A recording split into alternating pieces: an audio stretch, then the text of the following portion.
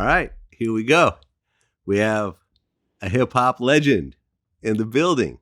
What's up with you, dog? Richie Rich. Welcome to VladTV. Man, thank you. Oh, yeah, we've been running into each other for over a decade. Exactly. You know, we finally get to sit down and actually do this properly. That's what's up. I'm with it. All right, let's start from the very beginning. You grew up in Oakland. Yes, indeed. What part? East Oakland. East Oakland. The hundreds, 106 up top. I come off the hill. Okay, so tell me about Oakland in the 70s and 80s. 70s and 80s Oakland for me was I was a kid, you know what I mean? So my whole existence in the late 70s was dirt bikes, mini bikes, stuff like that. You know what I mean? So when it moved, as Oakland moved to the 80s, for me, that's when I first start kind of like dabbling and going down the hill. Because like I told you, I come from up top, from 106th Street called Malcolm, which is in East Oakland. Mm-hmm. Oakland was smooth. A lot of people hustling, a lot of people getting money. You know what I mean? Pimps doing their thing. It was a plethora of things going on from a junior high school kid's perspective. Because I used to catch the bus from King Estates, 7th, 8th grade. And that's when I got introduced to the Flatlands and started seeing just the culture, the cars with the spokes and Vogues, you know what I mean? And from there, it's always been fascinating for me to kind of keep that style of flow with what I do. Okay, and at home, both parents, single parent? Both parents. Okay. Both parents, yeah. My dad was a plumber and pipe fitter, worked in the shipyards. My mom, she worked at Kaiser. So I had a great setup. A stable home. Yeah, very stable. Middle class, but super stable. Okay. But down the hill, if you're talking about the 80s in Oakland, at one point crack got introduced. Right. Do you remember as it started happening? Yeah, I remember it vividly. I was because I was a participant in that. So high school for me was class of 85. 84 was the first year that I saw crack cocaine. Mm-hmm. And it was being dealt, by different individuals that I was going to school with. We kind of like traveled down the hill and started venturing to some of those spots. And we didn't know the impact of it. We were looking at it from like the money's point of view. You know what I mean? There was a lot of money to be made. And the city was still super thriving, super middle class. So for me, the first time I saw what crack cocaine was doing and how it was introduced was 84 for me. Okay. Was Lil D around during that time? Little D in 84. I don't know. I'm a little bit older than D. I think D was definitely in that era. Same era as me. That would probably be, early 80s, okay, 84, 85. He was a different part of town. Right. He was in East Oakland too, but he was from the 69th area. Yeah. So the Oakland runs from First Ave all the way to 106th Avenue. Okay, so you guys never really crossed paths. Yeah, we definitely crossed paths. Yeah. East Oakland was, everybody knew everybody in that era. Who were the other big figures during that time outside of Lil D? A lot of big figures. AF, Ant Flowers was a key figure back then. Okay. They had a lot of guys. From that era who were big, who came before us. Felix Mitchell was super big. Yeah, he was like a bigger than us. Mickey Mo, different cats like that. Those are the names that were prior to my generation evolving into that situation. Okay. And how did you get into that yourself? Just high school. Like I said, I was at high school. A couple cats I knew, moving around, making some moves. You're young, you want to sell some weed, you want to make a few dollars. You're riding on a bus. AC Transit used to be a crew of cats. Used to ride the AC Transit, called themselves the AC Mob. They sit in the back of the bus. You feel me? You got to be from the Bay to realize how funny that is right now. The AC Mob. AC Mob, man. Sit on the back of the bus, man. Sir Den Fan, Vamp. They had the coolest name. Sir Den Fan, Vamp. They sit back there and have a big ass bag of just pre-rolled joints, selling joints for $1. You know what I mean? Yeah. So, but selling weed and selling crack are two totally different animals. Well, yeah, the weed started. I think that's how a lot of people got their feet wet. Playing with the weed, and then when the crack came, like you said, it's two different animals. Right, because it's a lot more violent. Right. On the crack side of things, a lot more ripoffs, a lot more shootings, right. A lot more robberies. Right. A lot more kick doors, like that type of thing. What happened when you started transitioning into crack? Well, for me, I never experienced like the kick door. I was in an era where a whole lot of people was just getting money. For me, I used to get my money down on a block called 99th and Plymouth. I was on various spots, Hillside, Plymouth, different little areas. And all we used to do is just sell small amounts of cocaine. You buy a 16th for 140, cook it, cut it up, chop it into 280, you know what I mean? And just stand on the corner and watch the cars come by. Pass the dope, grab the money. Pass the dope, grab the money. Okay, but dope fiends aren't the best with money. Well, I was in it, like I said, it was the early era. So they weren't dope. They hadn't even hit dope fiend status. I see what yet. you're saying. Yeah. See, I was there when it first started. So these were still the middle class people who had good jobs, nice cars. Just want to get high on the weekend. It was just transitioning. Okay. You know what I mean? So I was in the early stages of the game, really the beginning of the game. Okay. Did you experience any violence though?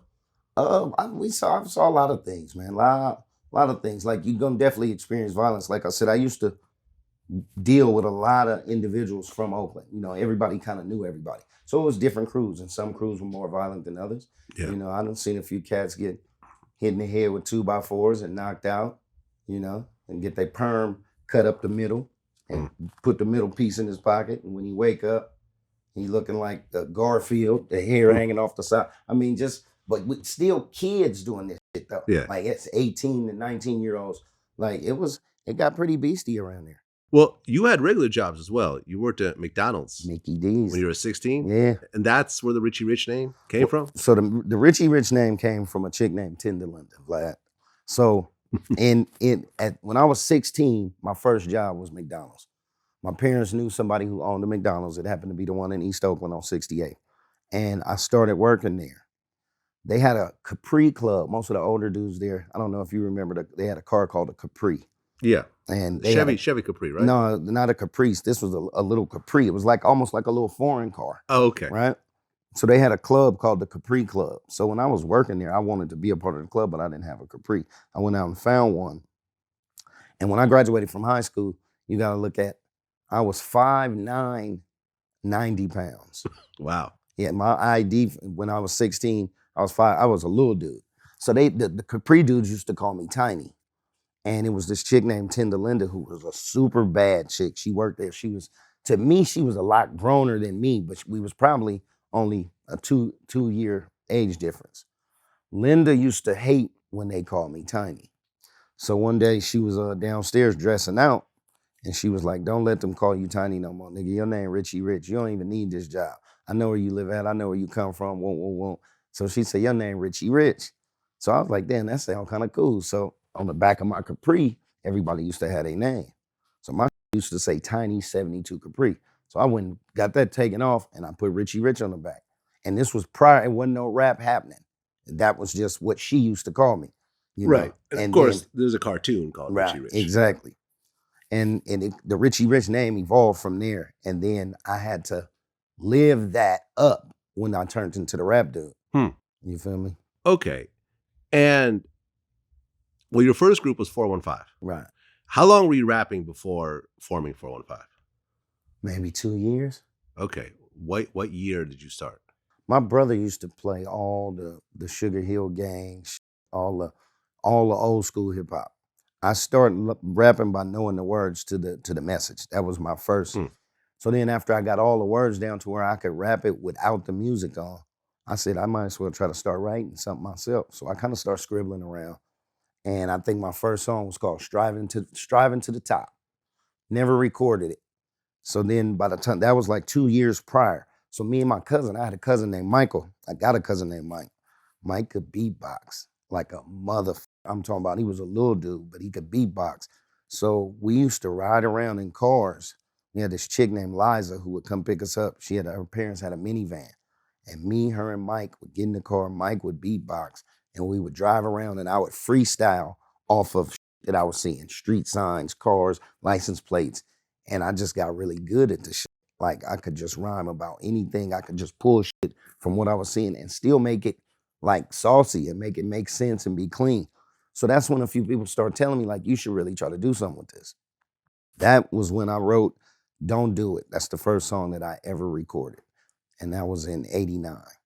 And from there, I realized that being a solo artist is a lot of work when you got 3 verses per song and you're trying to do 12 to 15 songs and 15 songs, 20 songs on an album. Yeah. So I got to a point where I was like, I'm kind of tired, like, of coming to the studio. I never liked the studio. I always liked to hang out, be in the street. I would always write my at home, get the music, write my home, come in, lay it, and get on. That was my thing. So I messed around and asked the producer, his name was Jed, executive producer. I was like, hey, what would you think about us doing a group? Like, where I could get somebody else to rap and blah, blah, blah. He was like, what's up to you? Figure it out. So I started hunting for different people to rap with me. And that's when I found D-Lo. And then I went and kidnapped DJ Durrell from somebody else. He was doing he was actually working for, making beats for this cat named Tony O. Rest in peace, West Oakland legend, Tony O. So Tony O had DJ Durrell, and I had a dude named Darren. I called him Digital D, but his name was Darren. So Darren's beats was cool, but DJ Durrell was on to something. You know what I mean? So I end up getting at Durrell, letting him know I wanted him to do some beats. We end up finding a cat named D-Lo, and the rest is history. We just started going to the studio, knocking out records. Right. Then you dropped 415. Dropped 415, and that was the first record we dropped. Independently. Independently. Right. How was the response in the Bay? Because let's just rewind for a second. Right. This was 89? 89. 415 actually came out, you could call it 90. I think it was like late 80. It was summer of 89. Okay, let me think in the Bay. I mean, Hammer was around. Hammer was around. Too Short was around. Was around. E-40 wasn't around yet, was he? Not on a major, not on a big level, but 40 and the Click. Locally in Vallejo. Yeah, they were doing the Click. They were around too in that same era. Mac Dre was around. Yeah. And then we had some local cats from Oakland that didn't break nationally, but it was a kid named Dangerous Dame, who was making a little bit of noise, and Tony, and that was about it. Right, but that was a singing group. Right. Yeah. Yeah, and there were a lot of other cats who came in like 90, 91, Drew Down, Pooh Man. Yeah, a little bit later. Just a tad. Yeah, but I remember 415 was very early. Right. It was on the Bay Area. So you're not really, there's no hip hop scene. It was just a couple of rappers that are still trying to get out from the indie circuit, basically. Okay. So you guys dropped 415. And then you dropped a solo album. Right. Don't Do It. Don't Do It. Okay. How did that one do? Don't Do It did well. Basically what I tried to do was I had an alter ego. I was like, Double R is the dude that you hear on 415. Then Richie Rich is the dude that you hear doing the more positive. I had songs like Rodney the Geek, Don't Do It. You know what I mean? Because like my whole story is, like I tell you, I come from the hill. I still consider myself a hip square who just got into a whole lot of gangster shit. You know what I mean? That's just what I ain't never professed to be nothing but that. Yeah. So I have those double personalities with the music. You know, I'm a well-rounded dude. Don't Do It did pretty good as a single. That album still, I don't think it did as much as the 415. That 415, like, what really helped that record was a lot of people were going away to college and they took the tapes with them and it just started spreading. You know what I mean? It even made its way down to LA and did very well. Yeah, because Snoop said that you were a big influence. Right. In fact, 213 was named after 415. Right. You know, his original group. Right. And I remember hearing that later on. I didn't meet Snoop till later on in life. And to hear him on the level he was on say that, I was like, what? But see, I had met Warren G, I think, before I met Snoop. Because me, Pac, and Warren did a song back in the day called You Ain't Got a Lot to Kick It. And I remember Warren came and produced that song. But yeah, they said that 415 was a very heavy influence in them becoming 213. Okay. Now, if I remember correctly, one or more of the people in the group were also really heavy into the streets in 415. In 415? Yeah. Well, DJ Durrell definitely was not heavy in the street. D-Loc, he was in the streets too, but like on a different level. You know what I mean? In a different lane. D-Loc has always been a real quiet dude. So I didn't even know what he was into, and to this day, still don't know what he was into. But whatever it was, you know, he was into it because you could hear it through the music and just his persona, the way he moved, fit that. You know what I mean? What about Jed?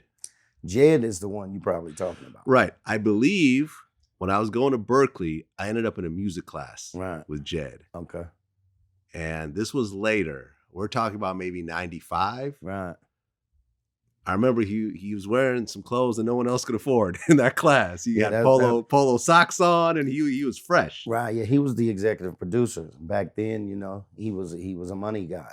You know, so that's probably who you're talking about. Is when you said somebody else in the group was. There we go. Yeah, he was much heavier in it than I was. Okay. You know what I mean? Was there a shooting with his situation or something like that? Or no, I don't remember no shootings around Jed. His brother passed away, but that was in a motorcycle accident. Okay. Did he go to prison? No, Jed never went to prison. No. Okay. No. All right. But I just remember there was sort of an aura around this guy that I remember a couple of my friends were telling me about who were from Oakland.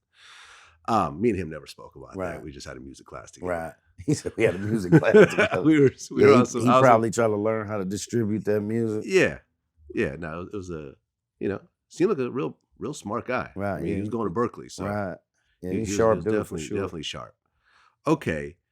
But then I guess Priority Records was interested in signing you guys. Right.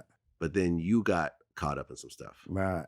Okay. So with the Priority situation, if you say you used to live in Berkeley, correct? Mm-hmm. So you know about Leopold's. Of course. Do you know Daria Kelly? I do not. Okay, so it was a chick named Daria Kelly used to work at Leopold's. And she always promised us that when she moved to Priority, she said she was getting a job at Priority, she was going to play them our stuff. She ended up doing that, and Priority took interest. But before that could happen, I had got hung up with the police with the half thing case. So that was in 1990. When you say half thing? A half a brick, half a kilo. I caught a case for a half a kilo hard in 91, I believe, 90 maybe. Okay. So that's what held me up from being back in the group. But the thing is, I wasn't locked up at the time of them taking the deal. They took the deal. I was home. I had got locked up, bailed out, and was fighting the case from the street when the deal went down. But the deal went down behind my back. I wasn't privy to the deal. Well, you were the main rapper in the group, right? Correct. But the way the deal went down, I wasn't privy to the deal. So I don't know exactly to this day. I still don't know what happened as far as how they got from point A to point B. But what I do remember is feeling super betrayed because I put all this shit together as far as finding the talent and helping sculpt the 415 idea. I don't take all the credit. I mean, D-Lo to me was a better rapper than me at that time. DJ Duro had his beats, so he had his influence too. And Jed had the money. Everybody had a stake in it. But I was the driving force that, I was the designer, as you would say. So when I caught the case, and this is a funny story, man, and I've told this story plenty of times. He's probably gonna hear it this time, and we cool now. He might get a kick out of it. But when I caught the case, I called him from jail to ask him to bail me out. My bail was only $8,000, right? And like I said, it was entry level for me in the game at that time. He told me he was asleep. He answered the phone. He was like, "Who is this?" I said, "Just Rich." So I was like, "I need some money to bail out." He was like, "Don't call me. I was asleep." He hung up the phone. And I felt totally disrespected because the whole time that we did the 415, he would come out and do payouts, give everybody money every couple months, $2,500 here, $1,500 here, $3,500 here. He had bought me a 5.0, the blue one that I had with, he didn't buy it, but he got it off the lot. Mm-hmm. So I was still making payments on it. But I didn't take money at the payouts because I was hustling. So I told him when the money gets big, when it gets huge, to me at that time, 10,000 was huge. So when you get to like 10, 15,000, then give it to me in chunks, like 1,500 here and there, I'm not gonna feel it. So I assumed by then I had passed up on way more than 8 bands, right? So when he said that, I kind of felt betrayed, blam. So that's what triggered me not wanting to be involved with 415 anymore. So I fast forward that. So when I tell you this story about Brian Turner, so they signed the deal, they do a new album. I'm going back and forth to the studio. I see them recording, but they telling me they're recording records for D-Lo's album. So finds out that was a 415 amount they were doing. They signed to Priority, got the money for the record, and Brian Turner flew me out once they found out that I was not going to be doing a ton of time. That Brian flew me out and asked me, could I join the group? He sat me down, explained to me, hey, this record is done. If I can get you on a couple of remixes, that'll be cool. But then next album, you'll be right back in your spot and blah, blah, blah. And I explained to him, I was like, I'm straight. I'm cool. And he's like, what do you mean you're straight? I was like, I don't want to do it. So then he opens his drawer and he pulls out this checkbook. He scribbles something. And he slides it across the table. All right? And it's funny, man. So he slides it across the table. And it's a check for $100,000. Oh. Right? Which you've never seen that kind of money before. No. I ain't never seen no money like that. And at the time, I might have had maybe $2,400 to my name. Mm-hmm. And I was like, I'm straight. Slid it right back. Yeah, I'm straight. I mean, and that's just how I felt. You know what I mean? I just that's how I felt. And me and Jed for a long time we didn't have no beef, but it wasn't cool. You know what I mean? We recently, hashed all that out. It's old shit, but that shit was, because the impact that record had, it's like when everybody on the outside is looking at y'all like, damn, they the shit. But on the inside, there's some bullshit going on. And you've heard of many stories like that now, but back then it was unheard of, because we was brand new to the shit. So that album came out eventually? Their album came out. It was called 415, New Niggas on the Block. Was that a shot at you, kind of? It's and hey, it was crazy because they had the pictures and I wasn't in the pictures. And I thought it was going to do something. Like, I was actually worried because, like I told you, to me, D-Loc was the better rapper at the time. Like, I didn't have a lot of flow back then. I was saying some shit, but I didn't, my flow was a little choppy. I don't really know if you remember the song Groupie Ass. Yeah. D-Loc was spot on. That joint was, he was nice with it. But yeah, and that's what happened with 415. Yeah, and then Oakland changed its area code, I remember, from 415 to 510. So that 415 became a San Francisco thing. Right. Which didn't really apply anymore. Exactly. So that name didn't really they switched stand the test of time anyways. Yeah, so. They switched it all up. Okay, so let's talk about Tupac, because he plays an important role as the years progress. Right in there. How did you guys initially hook up, and what was the relationship like? Okay, I met Tupac in Berkeley. He was with a chick named Teresa. Now, Teresa was a chick I used to fool with. And she called me one day to buy some weed. She was like, you got some weed? I'm like, yeah. She said, I got somebody over here. I want you to meet him. Plus, he wants some weed. I said, all right, I'm finna slide through. So I went out there, boom, and it ended up being Tupac. Cool cat. And he bought some weed. It was funny because I could tell by the way him and her were interacting that he was f***ing her too. You feel me? And this, for real. You know how you can walk in, you be like, okay, me and her, we not in a relationship, but we used to rock. But I could tell, but I wasn't really tripping. So I serve him the weed and get his number, give him my number, boom. And I pull up out of there. And we kind of just start hanging from there. But he was more into he was on the Black Power kick that time. This wasn't Death Row Tupac. So he was a younger kid. He had a place in Oakland. And he had the Outlaws with him. They was like little babies. Like when I say babies, they was little dudes. But they was still hard, but they was little dudes. I used to serve them weed out the window of Pac's apartment when Pac wasn't there. They used to call me. They'd be like, Rich, this is Edie. You got some weed? I'm like, yeah. So where Pac at? He ain't here. But we gonna be in the back. Just come to the window. So I used to pull up the back and sell them weed too. So that's kind of how I met Pac, through selling him some bud. We kind of started hanging out. And we never did music. It was like we was just more like homeboys. And then when we start talking about doing music, I remember telling him one time, I was like, well, we into this gangster shit, bro. Like, you on the Black Power shit, but we'll get to it. You know what I mean? But we always hung out. I started getting into his network of friends. He started introducing me to like more to people like Mo Preem and just Stretch and other cats that he was fooling with. Now, fast forward to in between 93, 94, Jed was suing me because I walked off on the 415 deal, the new 415 deal. Oh, wow. So when I say suing me, basically meaning he sent me some threatening letters saying that if I didn't come to the studio, you know, this was gonna happen contractually, blah, blah, blah, this, that, and the other. I was over it. I wasn't going. So when I finally got back to trying to make some music, I realized that he had me under this contract. This thing that I signed was serious. So nobody could touch me. My lawyer explained to me, he's like, well, you can't just push it out because you're under contract. And I was like, I'm not really tripping, right? So Tupac is the first one, I believe. Well, E-40 did a record. 40 did Dusted and Disgusted.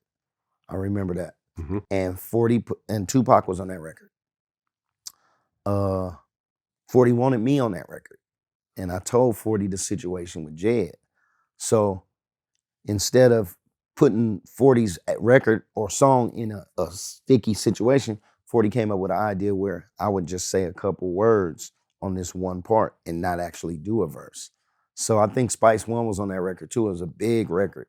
And it's a part on there where 40 say, I say, what's the definition of a lick? And then 40 say, taking a shit. And I say, put that on something. He say, I put that on the click. So my voice was on the record, but not enough to really kick up no dust with Jed. Then Pac came along and he wanted me on the All Eyes on Me album. That's when we did, what's the name of the record? Ain't Hard to Find. No, that's on All Eyes on Me. I'm talking about the what you call them record. The first one we did on You Ain't Got a Lie to Kick It? No, not that. On his damn, and his weed is something else. On the first record, the one with him leaning up against the thing. Me Against the World? Me Against the World. Yeah. So I'm on the Me Against the World record, and that's the one, certain Heavy in the Game is the record. Yeah, Heavy in the Game. So he wanted me on that record. And I told him the same thing that I told 40 about this contract situation. He was like, I don't give a f. I want you on the record. So we went and recorded the record and he put it out. And I don't know what happened with Jed and them. Didn't really spark no dust up. But what really got me some interest was the Loonies. The Loonies put me on the I Got 5 on It remix. Yeah, the I Got 5 on It remix, which was, and I Got 5 on It was a monster record already. Right. But then when the remix came along, it was like, yo, what is this? Right. That record was huge. Yeah. And it was and once again, I told the Loonies the same thing. Dude got me under this contract. And they was like, man, we want you on this motherfucker. So I believe on all of those records, those were the records that got me back in the mention. Like, okay, what's up with Rich? And from there, that carried me into the Def Jam situation because I was in a hotel room with E-40 one day, and it was a chick in there named Tina Davis. So Tina's from Vallejo. But at the time, she was working at Def Jam. So 40 had a video or something going on, and we were just in the hotel room, and I was playing some of my music. And then Tina heard the music. She was like, can I take some of this music back to the label and let them listen to it? I'm going to get you a deal. And that's exactly what she did. Okay, now, did the Def Jam deal come before All Eyes on Me? No, the Def Jam deal came after All Eyes on Me. Okay, so let's just talk about All Eyes on Me. Okay. So you go and do the I Got 5 on a remix, right? Which is Loonies featuring you, E-40, Spice One, Drew Down, Shock G. Right. Still played to this day. I would say, I remember I interviewed Yuck Mouth. Right. And I said on camera, I believe that's the biggest Bay Area hip hop record of all time. Hands down. I mean, would you say that this is the biggest Bay Area song ever? Hip hop song ever? No. You got Hammer doing all that diamond shit, selling 50 billion. Well. Now that's the biggest weed song. I could say that. I think it's the biggest weed song. I mean, Hammerhead Can't Touch This. I mean, you can't touch this was Can't Touch This. I mean, that was a huge one. Huge. But people don't play Can't Touch This anymore, but they still play. You're right. Absolutely. I Got 5 on it. Shout out to Hammer. Shout out to Hammer. Shout out to Hammer. You know I f with you. I f with you, Hammer. You know this. Shout out to Hammer. But Hammer in 2019, I Got 5 on It is a more relevant Bay Area song than any other Bay Area song, including MC Hammer, including Souls of Mischief, including all the Too Short anthems and stuff like that. I think I Got 5 on It is probably the biggest one. To this day, I cannot think of a Bay Area hip hop record. Hands down. I mean, maybe Can't Touch This was also a monster, more on the pop side. But 5 on It is the biggest to this day, I think if you look at the staying power, right, I Got Five on It was the most iconic Oakland hip hop record. The Loonies, them dudes was kicking ass when that album came out. I mean, they was killing shit, bro, like killing shit. And just to the opportunity to get on that remix for me, and my verse, I didn't even like my verse. I had no idea my verse would be the one that people went back to. I felt like I was rushed. And go ahead and do the line from that verse that stood out. Oh, the Where You From? Yeah. So that's the Where You From? Oakland, smoking. That line right there. That line right there. As a DJ, because I started DJing in the Bay Area before I went to New York, and you play that record, and you play where you from, and you just shut it down. Shut it down and let them do it. Let the crowd go, Oakland, smoke it. Hey, you know what's crazy? I was in New York, Vlad, and I was at Justin's. Puffy was giving a party. This is when I was on Def Jam, so this had to be in '96. And the club was, the spot was popping, and they played I Got Five on it, the remix. And I was like, I'm in New York, right? And they got the same shit. When they said, where you from? The DJ dropped it, and you just heard the people just saying where they from, but I was like, damn, like that? This shit is moving like that over here? Yep. Timeless record. Yeah, for real. You don't get too many of those in a career. No. You got one with that. Right on. Okay, so Tupac gets locked up over the rape charge. Right. During that time, All Eyes on Me goes #1. Right? And you're on that album. I'm on that record. So you're now on a #1 album. Right. Featured. Right. Suge bails him out. He joins Death Row. Right. As soon as he touches down, I remember I was talking to Daz about this. Like, first day out, straight to the studio. Starts to record All Eyes on Me instantly. Did like 7 records the first night, like crazy. Right. At what point did he reach out to you to get involved on that project? So Tupac me and him were talking back and forth while he was in Dannemora prison via mail. He wrote me a letter asking me what I thought about the Death Row situation. Like, he's like, I'm thinking about signing the Death Row. What you think? I still got the letter. And I was like, when I wrote him back, I was like, I don't think you need to sign a Death Row. I mean, your record is killing now. You huge. I said, plus they got a lot of stars over there already. Yeah. Like, you feel me? Yeah. Kind of like kind of like the Dre is over there. Kind of like Dream Team mentality. Like, you already kind of got your thing going. Just go ahead and push your thing and see how far you can get. So I licked the envelope, sent it to him. When I get my letter back, the opening line was, "This nigga coming to get me." He said, Interscope ain't even talking about doing that. When I wrote him back, my top line was, I feel you. Because I'd have been in jail before. And I don't care what you in jail for, how long you in there. If somebody say, hey, we can come get you tomorrow, you're going to be with it, period. You feel me? Now, I ain't saying with any circumstance behind that, but just anybody that's in custody and somebody called me like, hey, we coming to get you tomorrow. I mean, that's a good way to be feeling. You know what I mean? So I understood it. He came out, he called me as soon as he got to LA, told me come to LA. I came to LA. I remember him recording all those records. He was in there fooling with Johnny J. Johnny J was giving him heat. Daz was giving him heat. I remember when he played the first Dre record, he was like, I want you to listen to something. And he hit the button and it was the California Love record. And I was like, damn. He's like, you hear this? This is me and Dr. Dre. Like, he was so juiced, right? It's crazy.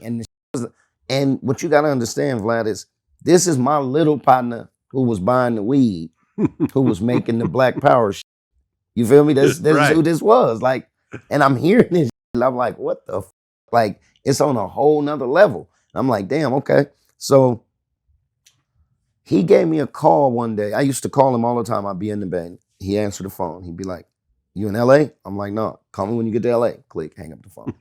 Period. He ain't giving me, hurry up, get down here, get signed, you bullshit, get up out of there. What are you doing up there? Come down here, come down here. So we went through a whole bunch of that. He called me one day. He was like, hey, what's good? I said, what's up? He said, I want to get some of your partners on my album. I was like, who you want? He was just like, oh, I just want all your. So I started making some calls. And that's how the We Ain't Hard to Find record came together. Right. Which is you, Tupac, Be Legit, Yep. Sibo, Yep. and E-40. Yep. And what's interesting about that record is everyone on the chorus? Yeah, I think we all say something on the chorus. Like you don't, usually someone does the chorus. Right.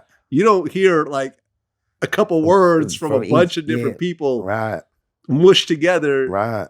and make a hot chorus at that. You know, it's crazy. That's how the music used to come together. This was before email. Like my boys say, man, this was original before digital, man. Shout out Dane Fame. Dane Fame say it's original before digital.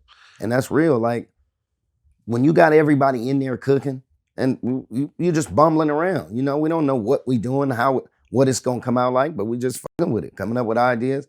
See, a lot of them studio sessions had people who wasn't even rappers, just sitting in there rolling weed, whether it be bitches, just some of the homies, and they all got input. And they all like, hey, y'all should say, blah, blah. It's a lot of people that done wrote on hits that don't get no credit. Yeah. And that's how the sessions used to be. Yeah, it's organic as opposed to like, oh, I'm going to send you this Pro Tools file. Yeah. Just, I got a 16 for you laid out.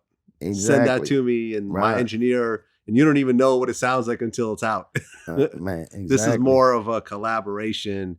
Yeah. This was reel to reels back then, right? Well, yeah, we was working on 2-inch. 2-inch and then ADAT. Then it went to ADATs. But the 2-inch was where it was at. I mean, it was warm. You didn't have no room for accidents. People used to have to remember the splicing. And get the razor back. When you f something up, you go spice it together, tape it, reel it back. I mean, that was the shit. When you guys finished Ain't Hard to Find, do you think you had something special on your hands? Well, you know what's crazy? I remember sitting next to D-Shot. He was writing his verse. And Pac was pressure cooking. D-Shot was on that record too. Yeah, I forgot D-Shot. Yeah, D-Shot was on that record too. I remember sitting next to Shot and he was writing his verse. I'm writing my verse. And Pac is pressure cooking. Because Pac could go in and lay his verse. And then when he come out, who ready? You got a verse, you ready? You ain't ready? All right, you get on the next one. So we just pressure cooking. When we listened to it, we sat back. Pac was a speed demon as far as the music. We didn't get a whole bunch of time to hear the record. One pass. We wound it to the top, listen to it, on to the next. And I'll be honest with you, a lot of these records that I've been on, I don't hear it for what it is. It's different when you're hearing the record and liking it than me hearing the record and liking it. You know what I mean? It just kind of gives it a different feel. And to be honest with you, that it was so many people on that record, I thought it was way too many people. I was like, but we pulled it off. And a lot of it turned out to be a dope record. Well, then that album comes out. And it's just the biggest thing ever. Man. All Eyes on Me. I'm trying to see. I mean, that was almost like the thriller of its day. Look, I was on Wilshire. Tupac had an apartment on Wilshire. He had the little light up. It's called Thug Mansion. It's me, him, and a Feenie. And I was about to drop Half Thing at the time. I think I was dropping Half Thing. And I came over, played some records for him, told him what it was, let him see the artwork. He let me play the whole album. And then he said, that was the last song? I was like, yeah. He said, oh, now I'm gonna play my shit. And he went and played that All Eyes on Me album once it was all the way. He popped it in, and first thing came on, I won't deny you, I'm a straight rider. And dude, I ain't gonna lie, the fucking hair on my arms, Vlad, stood the fuck up, dude. And I'm in there like, what the fuck? Then he gives me the artwork, right? So my shit is the fucking CD sleeve, with the scale on it, you know, the half thing, the words, and just one little, you know, this hands me his shit. I look at it, he said, now pull it out. You pull it out and it opens and opens and opens. And it's this big, and he's got all these dope ass pictures. And man, I'm looking at this motherfucker like this was the little that was buying the weed. Right, I'm looking at the half thing album cover. Yeah, when you compare those two album covers. Come on, bro. My shit was like hideous, bro. It was like hideous, bro. Like, and I'm sitting there like, what the f? But you know what? That goes back to what we were talking about before we started the interview. The difference between living up there, trying to pursue music versus being down here it's just a different level. Everything's on a different level. You know what I mean? Whether the music may still be dope, the artwork, it's just, you get a bigger look down here, man. And I'm not saying he owes that to just being down here. They just came up with some super fly shit.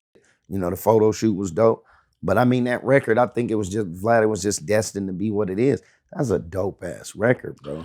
Yeah, one of the greatest hip hop albums of all time. Yeah. And it was a double album, which was not done at that time. Everyone started doing it afterwards. Right. But at the time, what that album went diamond? Yeah, I think that thing did 10 million. Like he said, my shit's going triple, quadruple platinum or something. Yeah. Yeah. And right around that time, it was like the whole East Coast, West Coast beef was in full swing because he came out of prison already upset at the Biggie situation and so forth. Did he talk to you about that? He used to hate whenever I played Biggie shit or Lil' Kim shit. And, you know, because I would pull up sometime to the hotel. Like that one song Lil' Kim had, the one, I forget the name of it, but in the video, the floor was lighting up in different spots where she was walking. It was one, and to me, it was a dope ass record. He used to be pissed. Yeah, he used to be pissed, like turn that shit off.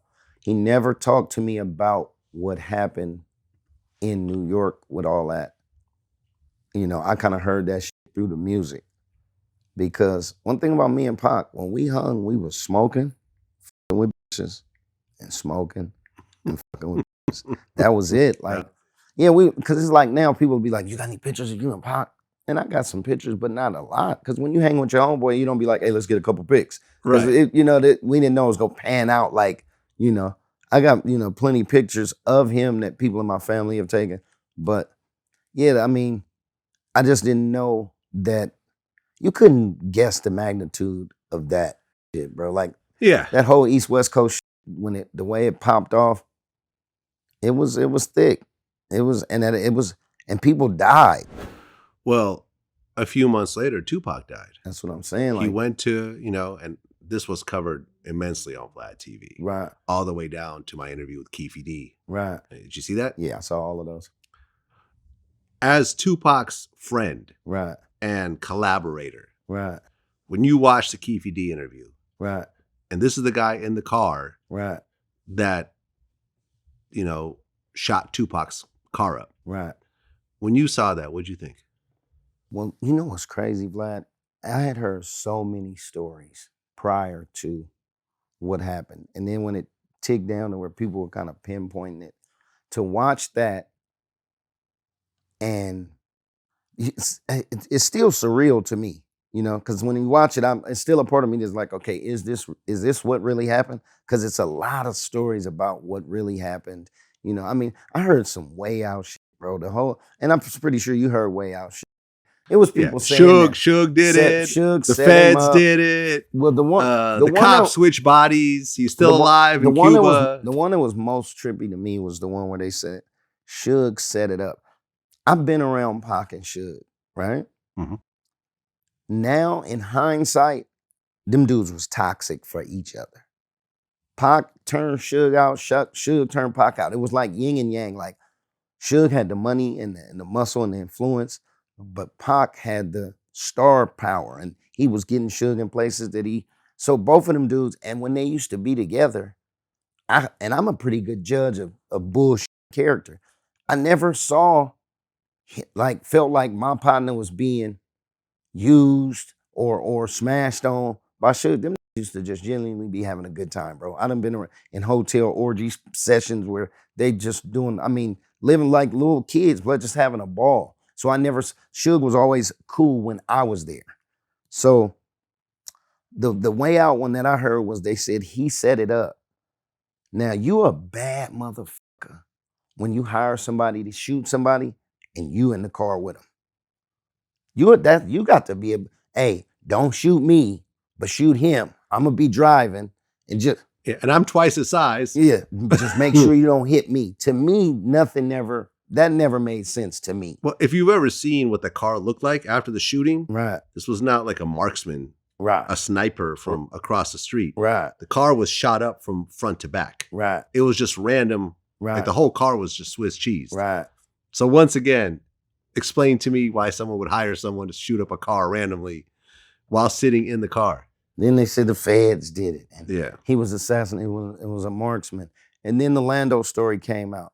And the Lando story made sense to me just from being a street that those kind of things can happen. You see somebody, y'all jumping, you're not really paying no attention. you big, you know, y'all big, you can be seen. The small guy can't be seen. Nobody's paying attention to the small guy. So when I heard it, the story told, then I'm like, okay, so this is what really happened, because it makes the most sense. Yeah. And I heard early on about it was a cat named Lando and blah, blah, blah. And being, like I say, being a street nigga, it's a hard place to be when it's your man. Because when it's your man, it's like, it's fucked up regardless. But then when you a street nigga and you know how shit go, you like, damn, I wonder why they was moving like that. If they was gonna be like getting down on, like it's a certain way you gotta move if you're gonna be getting down on niggas.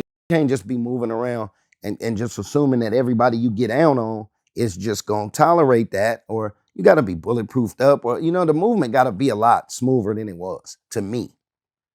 Well, let me tell you, Orlando or someone else in that car did it. Right.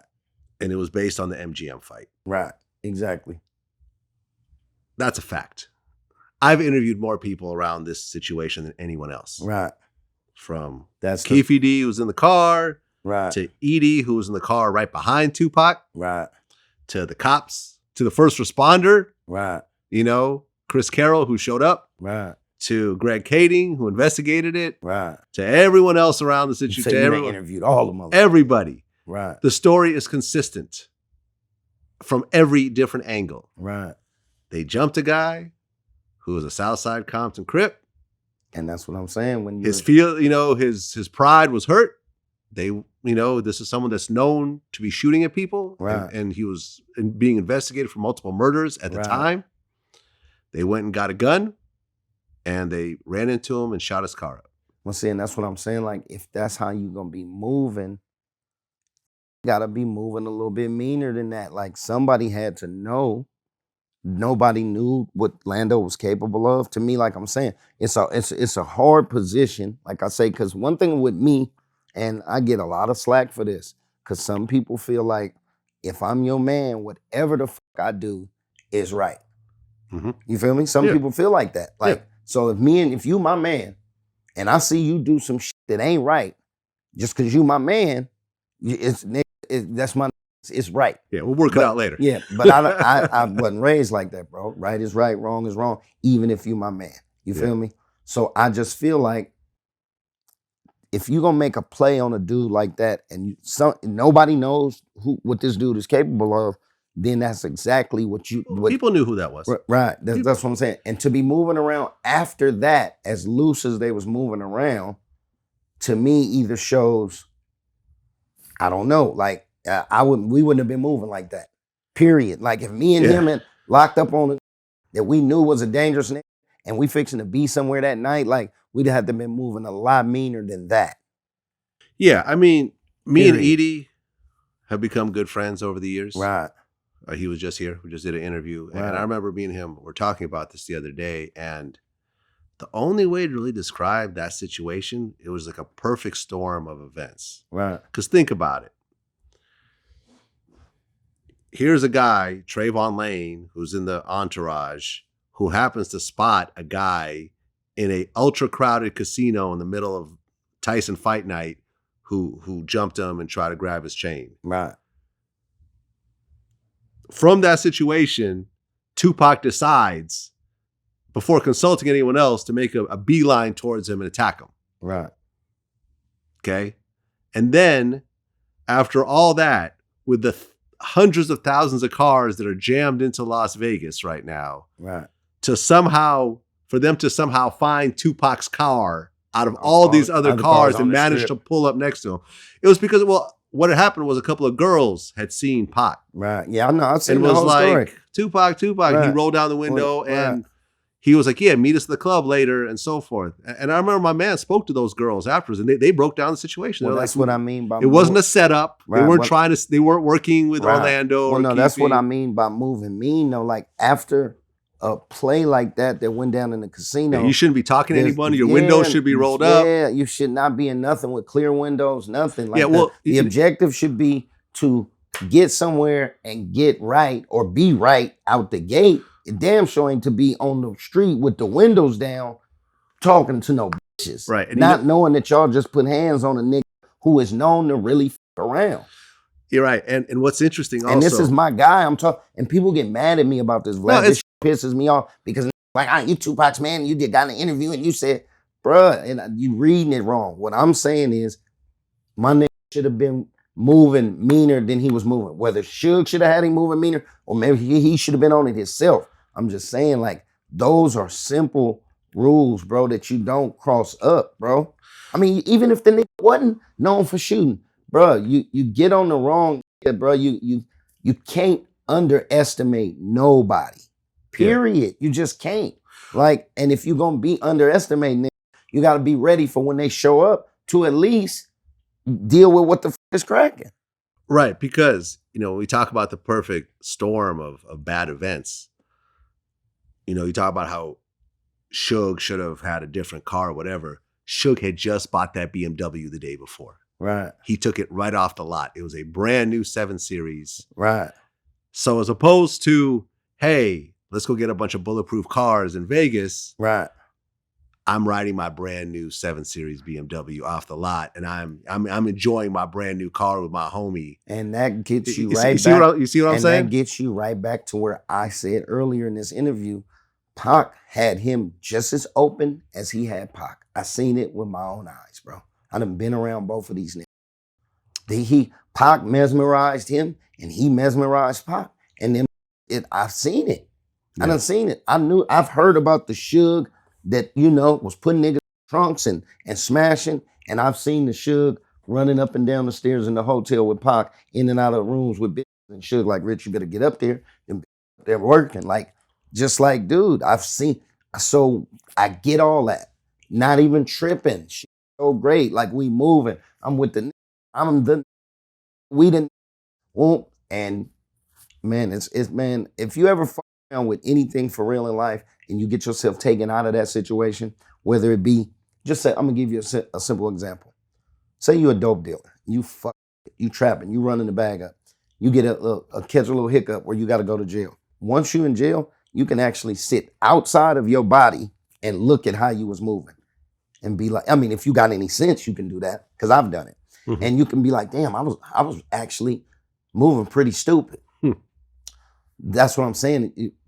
When you feeling it, bro, sometimes when the wind is at your sails and you feeling it, you be moving out of pocket. Yeah. Well, it cost my his life, and it's fucked up. But if you moving gangster, you gotta be moving gangster. Period.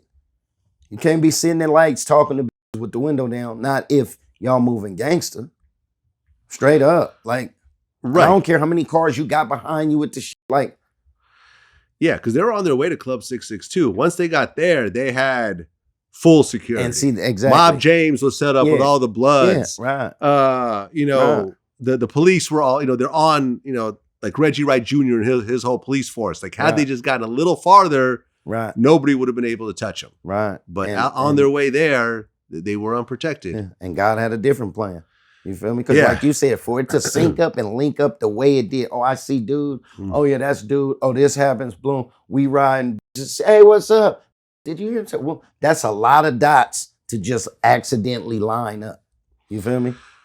Well, when he got shot, this comes off the heels of the Quad studio shooting a year before. Right. Was it 5 times? Right. 5 times he got shot. So Tupac is shot again, and I remember the feeling in the Bay. He was gonna pull. He just got shot again. He's gonna come out, do another song. He's gonna talk more shit about whoever shot him. I was in New York. Everybody flew out there. I didn't even fly out there. I was like, man, that nigga gonna pull through. He's gonna be okay. Yeah, because it's just wild like that, Right, because let me tell you, those 2 shootings that we know about, right, there was like half a dozen more that no one ever knows about. Right. Like, I've heard all types of stories. Like, Pac was in the studio and some dudes came in and started shooting at him and he's like chasing after him. Like, right. Like he was in these types of situations a lot. Right. So he gets shot. Everyone's like, okay, he's gonna pull through. And then we all get the news that he died. Right. When that hits you, what'd you think? Bro, it's similar to like when my father died. Like, I didn't feel nothing. I was in jail when my dad died. I was a youngster. I was 16. I was in jail for some bullshit back then. And, Pac's death to me is still, for me, death doesn't sink in until I see the body in the casket. That's just how it's been. Like when my family members died, like my mom passed away, I felt that because I watched her sink. She had cancer and I watched her deteriorate and I watched it. So I knew it was coming. So the day she died, all of that I had seen was like, it was real.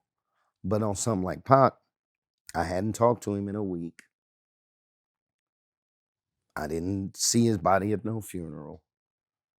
I damn near, some of my mind is, I know he ain't here, but there was so many people. Do you know how many people get in my DM, hey, tell the truth, is Pac still alive? Like they still, I mean, because I know you know, if anybody would know, it'll be you. Is he still alive?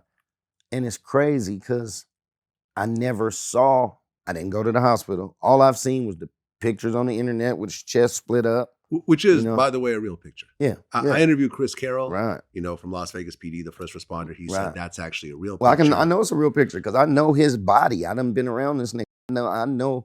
I know this guy. You know what I mean? And then I, spoke with his mom afterwards and other family members afterwards and the Outlaws afterwards. So, I mean, I never believed that, this is still alive and blah. For one, people I said, let me tell you something about Tupac. He is not that in control of himself where he could be somewhere chilling and just staying out the way because he faked his death. No way. He don't possess that. Not at all. Yeah. So, but for me, it's crazy, Vlad, because I listen to the music, bro. Like I even got the boy tatted on my body. I built a bike in his remembrance, a clean ass Harley. I don't know, like I was mad, but it seemed like I was more mad at myself that my career had not gotten me to where I could have been closer to him in his ascent from Dear Mama to Rider. You know what I mean? Because I gave him a lot of game. I taught him a lot of shit that he learned about Oakland and different shit. Pac was a good study. He learned a lot of shit fast and quick, but I always felt like I've been in the street a long time, and I have like a spider sense that tingles when shit is about to pop. Now, am I sitting here saying Pac would be alive if I was there? No, I'm not saying that. I'm saying I kind of feel like I failed him by not at least being around just to help kind of navigate him through some of the shit that I know he didn't really see. He couldn't see. Because Pac wasn't no from the game. He wasn't no dope dealer street. You know what I mean? He wasn't no square, but I'm saying it was certain shit that I know he couldn't see. And in the street, once you lose the angles, once you can't see the angles, that's when it get ugly. I remember watching the Suge documentary, American Nightmare, I think, after he got locked up. Right. And Suge said as they're walking out, and he was like, after the fight in the MJ goes, well, you hot in the music, but now you're gonna be hot in the street. So Suge already knew. Right. I mean, Suge knew Keefy D. Right. They grew up together. Right. He knew who Orlando was. Right. He knew who they were stomping out and why they were stomping him out. Right. And Suge understand the grand scheme of things. And he didn't inform the guy. I think Suge just had a brand new BMW, and he felt like he had 10 cars behind him. And some of those guys were armed, like Buntry and them were armed. They shot at Keefy's car and everything else like that. Right. Yeah. But when someone just pulls up on you and they catch you with your pants down, essentially, like you're not armed. Yeah. And there actually can be armed. There actually was guns in that car. Right. Matter of fact, I remember what's his name? Reggie Wright said that there was guns in that car. Right. The gun was in the stash box. Still in the stash box later. Oh, so there actually was a gun in that car. There's 2 guns in the stash box. In that BMW? Yeah. Did the police find it? No. You have to know how to open stash box up to get them. No. Okay, so Suge and Pac had a couple guns in that stash box. Sure. What you can't, in a split let's second. Get off first, bro. Yeah. We talk about this all the time. Everybody, are you strapped? Yeah, I'm strapped. Man, for motherfucker, get off, whip out on you first. That ain't gonna do nothing, bro. Like, and once again, back to Suge. Dude, he was on a high. He was killing shit. Just think back.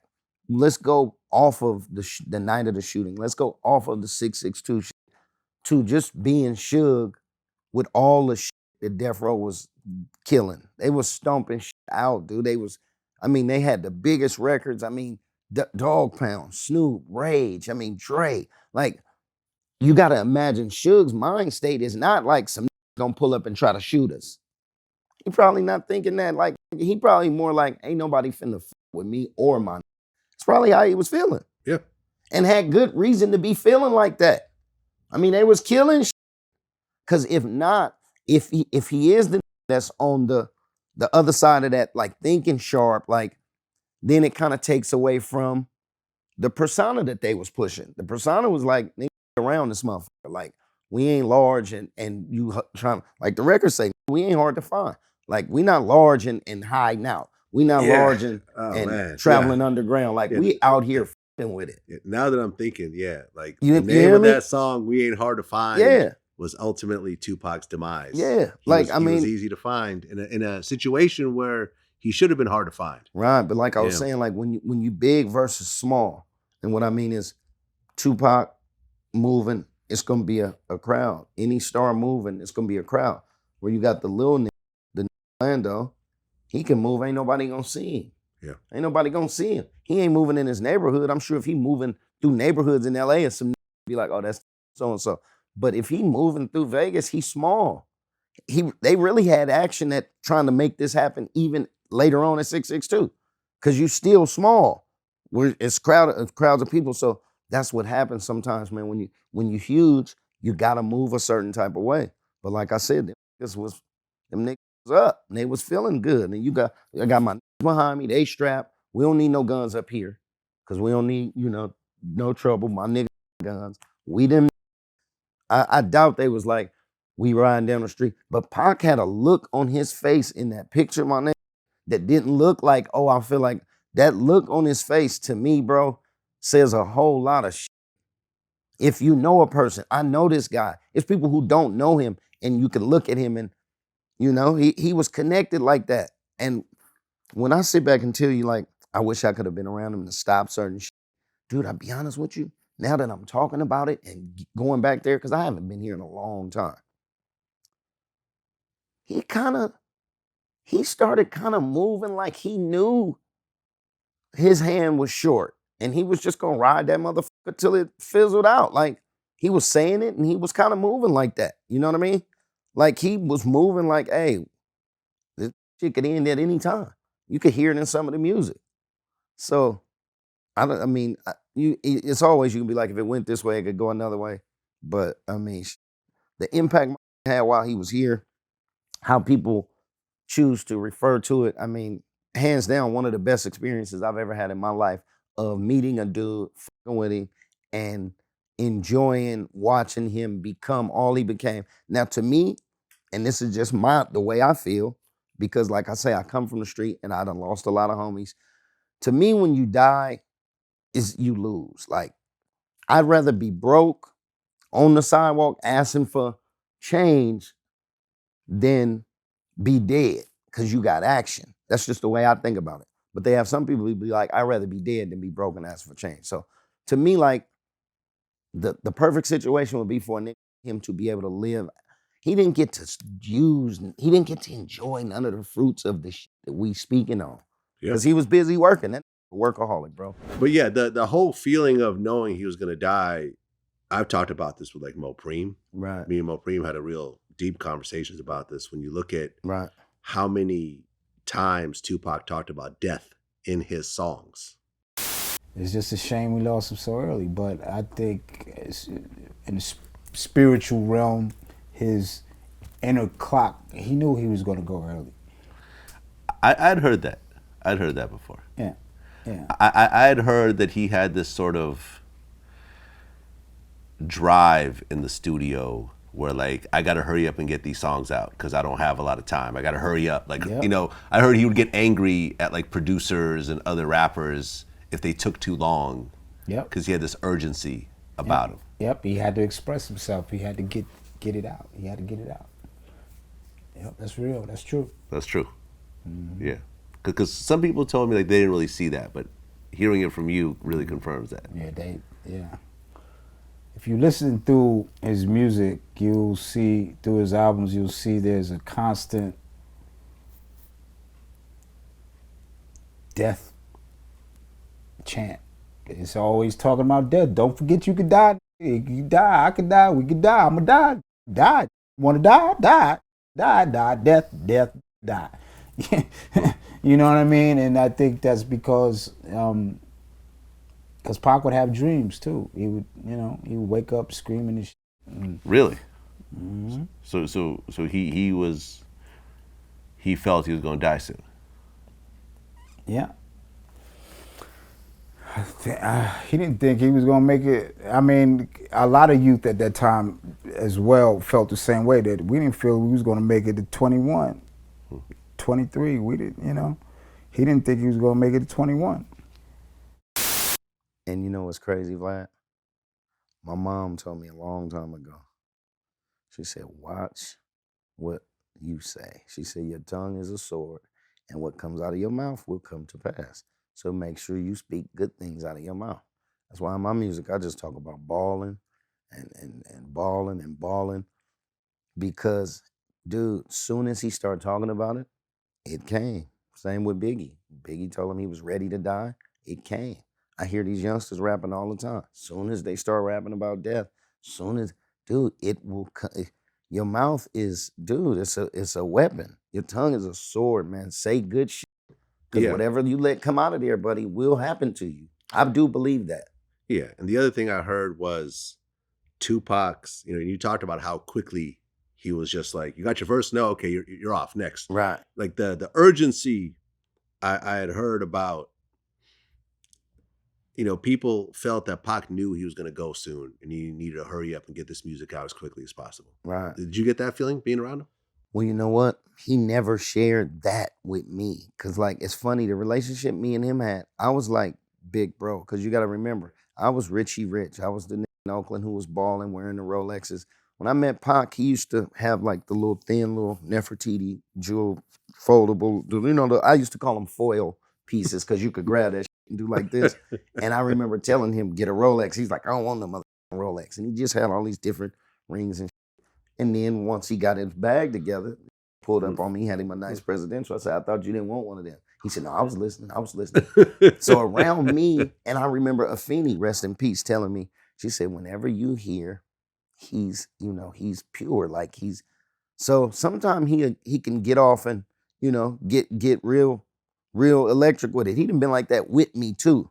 But I think with me, maybe he didn't want to share that with me because I heard his music and I talked to Daz about certain recording sessions and songs and I can hear pieces of him that I've never seen.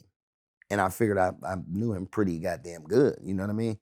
But I could hear in the music so that he was definitely feeling something. So that would make sense because me and Pac's relationship has always been me and Pac's relationship. When he died, there was so many people wanted interviews and they tell us a Pac story, and I never would do it because my thing with him wasn't that. It wasn't to add to my thing. But I could believe that he was in a rush to get it done. Musically, he was in a rush because now it makes sense. I need to get this shit done before, and maybe he was feeling that because you can hear it in the songs. He's saying he's seeing demons and hearing and blah, blah, blah.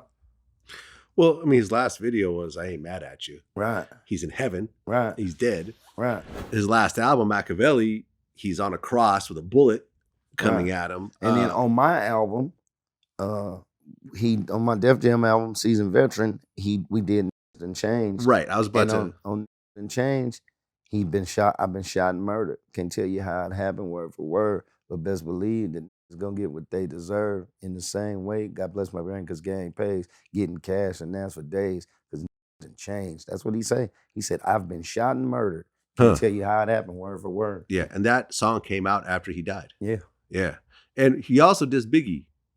On my, hey, you know what? He said, picture me rolling, Piggy Smalls got his eyes swollen. And you know what? And I asked him, I'm like, God damn, bro. Because he was beefing with Big, but he hadn't done Hit Him Up or. Oh, this before Hit Him Up. We recorded this before all of that. I was like, damn, you just jump on my shit. You put me in the middle of this now. Yeah, but you know, hey, it is what it is. You just let him run with it. Do you know that Puff got at me about doing a song on Biggie's album after Big had passed? They had, you know how they was doing collabs with certain people? Yeah. I got a call to do a collab on a Big record, and Big has always been dope to me, you know, despite me and Pac's friendship.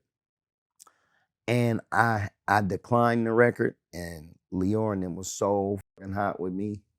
They was mad with me about that because they was like, that would have been a good move. And a lot of people said that it probably would have been a good career move.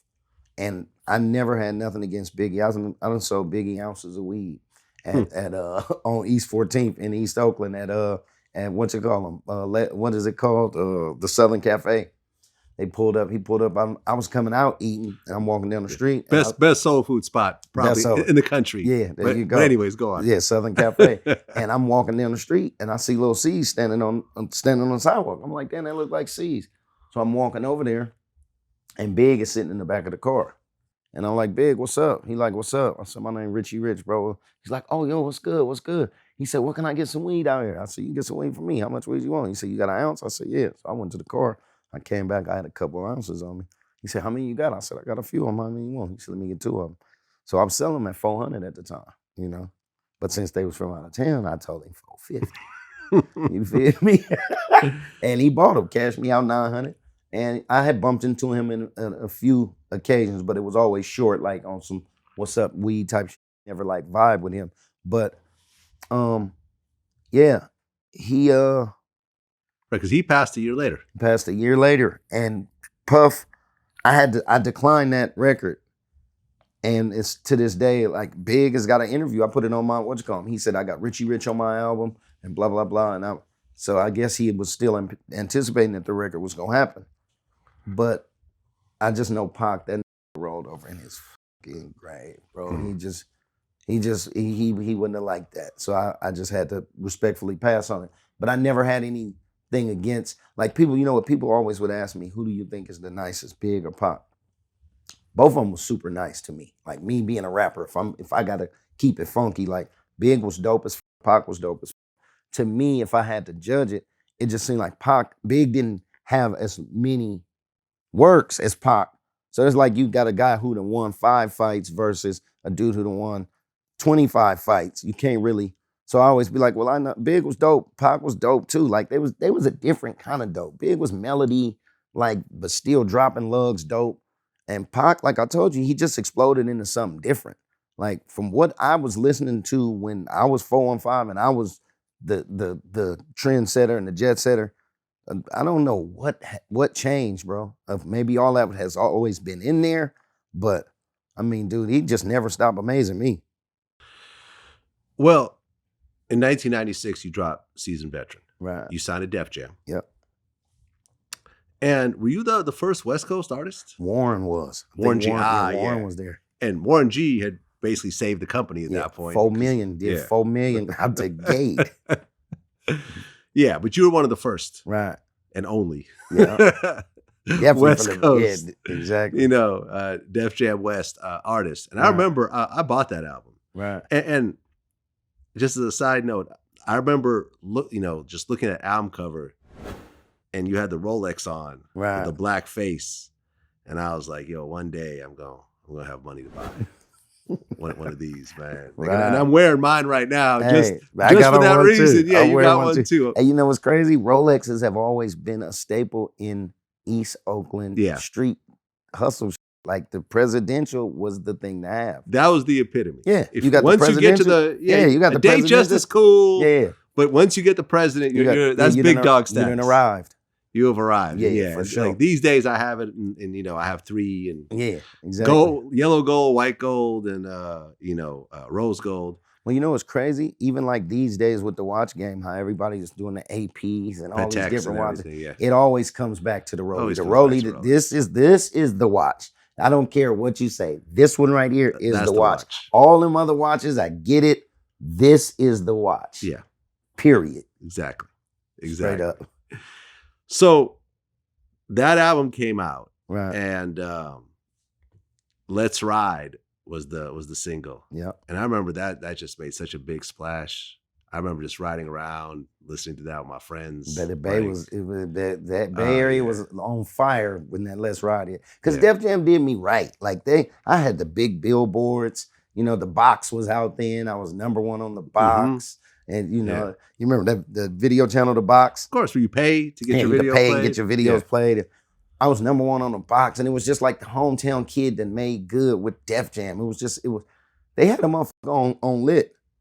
Yeah, Russell Simmons was in the music video. Yeah, and a lot of people to this day was like, I heard he done turned down videos with a lot of artists from Def Jam. And they was like, how did you get into being in the video? I just asked him. Like, me and Russell, from day one, we was cool as shit. Leor too, shout out Russell and Leor. They taught me a lot of shit, and they kept it solid with me from before the deal to when the shit was over with. But I just asked him, I was like, Russell, Russell was, let me cut back. Russell was into a song I had called Real Pimp. He was like, this is my shit. Like that was his record off that album. And I was blown away, like, damn, Russell was into the Real Pimp. All right, so I just figured I was gonna ask him to be in the video. He was like, what you need me to do? I said, I'm gonna pull up on the Harley. I just need you in the limo. You don't have to be out. You could just be in the limo with the windows up. The limo pull up, I'm gonna pull up on the Harley. You just roll down the window, hand me the manila envelope. It's just letting you giving me the keys to this shit, and I'm gone. He said, hell yeah, let's do it. And he did it. Yeah. T-Boz is also on the album. Yeah. Jermaine Dupri, I guess, did the beat. Yeah. But mostly, you know, it was Local, a Bay album. Yeah, exactly. E-40's on it. You know, Dwayne Wiggins is on it. Looney's is on it. Right. I had a bunch of local production. We went out and got a couple records because Def Jam was suggesting that, you know, you spend some of this budget on some. So Jermaine bust us across her head for a big old piece of my budget. Shout out Jermaine Dupri. Yeah, Jermaine wasn't cheap back then. Hey, no, Jermaine cracked me and chopped across of my head, man. You feel me? Yeah, but it was good. I had a good time recording that record. That was a fun record to record. Jermaine, a good dude. And that was your first like major. Yeah, that was my first. Yeah, exactly. Everything had been independent prior to that. How did the album do? Album did well, actually. Back then, you know, people was like, well, they didn't promote you as good as they could. You know, I think the record made it to about 400,000. Right below gold. Yeah, right below gold. You know, and then they sell you on the next one's gonna be the one. The next one's gonna be the one. But for me, like on a sophomore debut, being just from East Oakland, I mean, the record did well because what it did is it gave me national platform, and from there, you know, I thought it was gonna be all peasy, but it didn't go like that. Well, because Def Jam merged with Polygram, right? And you got kind of lost in the shuffle. Well, what happened? Let me tell you what happened with that. That's why I said Russell and Leor kept it funky with me. So when I signed to Def Jam, I had on a presidential, and Russ was like, "Okay, I see you." It wasn't this one; it was the gold. It was the smaller one. You know, when the head was a little bit smaller, the 36. So Russell knew what I was about. I told him and Leor, I just kept it straight. I said, "Dude, I'm hustle. I mean, if we can get some money together, let's do it. But I'm not interested in getting famous. I want to make some money. You know, blah blah blah." So what happened was, the sophomore album, we had already started recording it. I had a decent budget, and the record was done. They called me into the office one day. I was in New York. Leo and Russell called me into the office, and they're like, Rich, we're bringing you in here because we're doing a merger with somebody, and there's this guy, Edgar Brofman or whatever, but from Seagerman's and Sons is somehow in this Polygram twist, and they're going to purchase the label, and we don't know who's going to be running it. And I said, what you mean, you guys selling Def Jam? Like, to me, I was like, how the fuck you sell Def Jam? But they was like, no, basically this happens all the time. We're doing a merger, blah, blah, blah. This Leor explained it to me. So they said, the reason we calling you in here is because you got the option to stay. Your record is done. You're slated to drop this year. They said, but we don't know who's going to be running the label, meaning Tina may not be here. Julie may not be here. I may not be here. Russ may not be here. So we don't want you to get stuck somewhere and, you know, you be in a bad situation. So what we're offering is you can stay or you can go. If you want to leave, we will give you the record that you just recorded and we'll give you $100,000. Right? So my manager is sitting here. And so I look over to him and he's like, We'll talk, we'll think about it. And it was like, yeah, that's all we ask. I mean, we just want you to be happy. So boom, I went and sat it, talked it over with my manager. He's like, they just gave you the record that they was about to drop and they want to give you $100,000? It's your deal anywhere. I was like, all right. Coming off a nearly gold record. Right, exactly. So I'm like, let's do it. And at the time, like I said, the first budget for the record, I peeled $40,000 off of that first budget. That was all I was able to muscle out of there. And I was like, F it. We got an album. And that's the album that I ended up putting out independently called The Game. And Russell, they sold the label. And this is what I heard. Leor told me this later on, that the guy said, I want to buy the label, but I want to bring in all new people, right? But I want to keep you, Leor, here. But you get rid of all your people, I bring in more people. And Leor was like, no way. Like these people, we got here together. So if they go, I go. You feel me? And he said that the Edgar Brosman then was like, well, that's such a stand-up gesture. We're going to buy it and let y'all continue to run it. Now, if I could have seen around corners, I'd have stayed there because I loved with Def Jam. You feel me? But I just thought that selling it means I'm going to get shelved. I'm going to be sitting somewhere stuck, signed. And I had that earlier bruise from the Jed situation with the contract, and I was tied up and couldn't do shit. So I thought I was making the right move.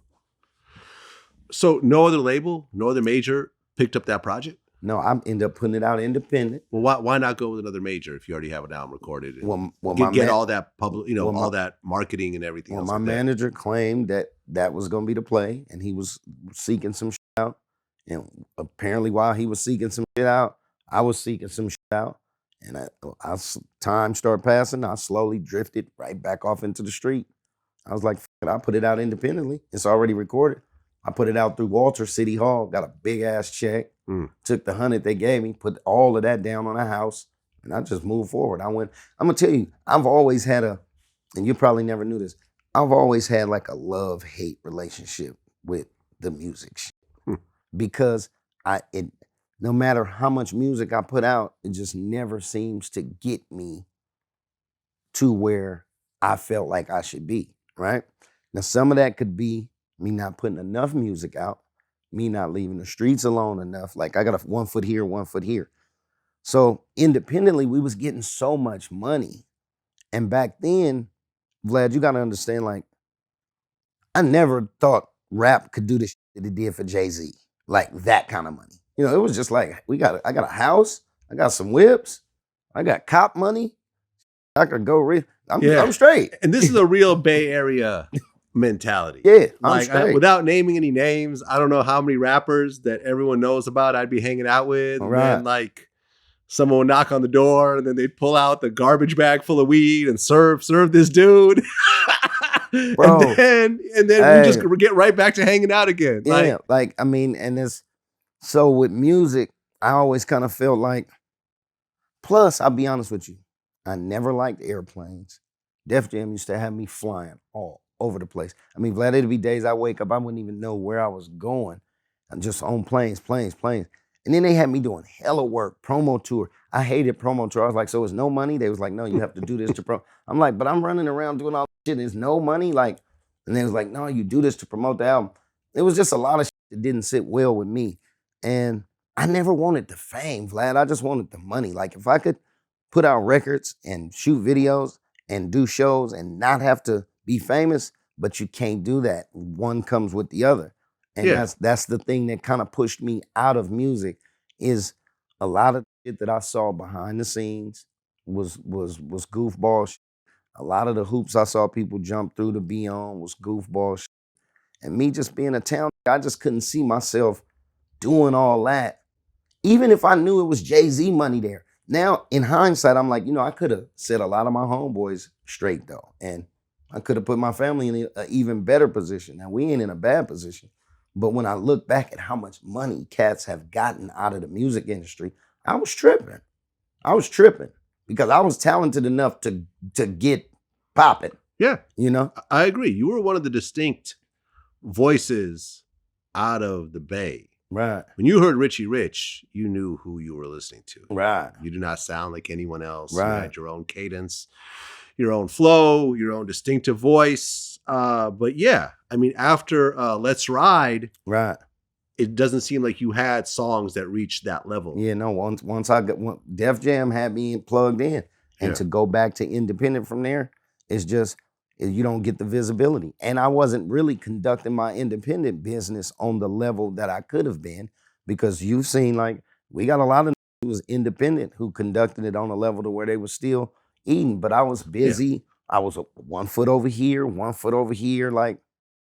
Well, speaking of having 1 foot in the streets and the music, June 30th, 2012, right, there was a major bust. Okay. That was at my house, huh? Was it? Yeah, my house was one of the ones that got hit. Well, according to reports, the law enforcement agents seized more than $1 million worth of marijuana, including thousands of marijuana plants, from at least 14 indoor grow operations, dozens of firearms, and at least $400,000 in cash. Right. 30 people were arrested. Right. Including Richie Rich Sorrell. Right. Can you tell me what led up to this? So this right here is a case that I caught that was with some other guys. It says 30, so it's 29 people on that case that aren't me, that I wasn't in conjunction with, in cahoots with. But I knew some of these guys. These are kids who live out where I live now. So I met these guys through a homeboy who got a motorcycle painted. They had a shop where they used to do these custom bikes. So one day my boy was going up there to pick up his bike. He took me with him. And that's when I got introduced to these kids who worked at this shop. He painted his bike a candy red. It was a chopper he bought from me. So I started taking my bikes there to get service, different little shit. And then I found out that these dudes were stretching bikes and raking them.